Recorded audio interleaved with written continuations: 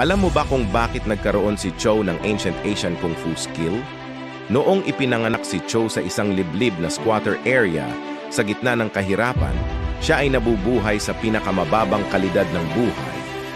Sa kabila ng nakakatakot na kalagayan, patuloy na nagtataglay ng kabaitang puso si Chou habang araw-araw na nag-aalaga siya ng mga matanda at bata sa lugar na iyon ng may pagmamahal. Sa panahong ito, nagkaroon ng malaking gulo at kaguluhan sa lupain ng madaling araw.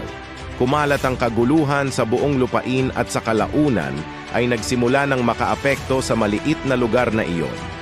Isang araw, si Chou ay nagligtas ng isang mistikong monghe na hinahabol ng kanyang mga kaaway at dinala ito sa kanyang squatter area para alagaan.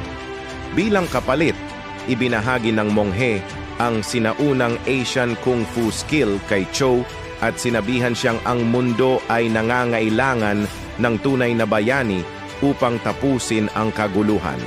Tinutupad ni Chou ang pangako na magsisimula siyang maglakbay sa lupain ng madaling araw upang maging isang tunay na bayani ng hindi lumingon.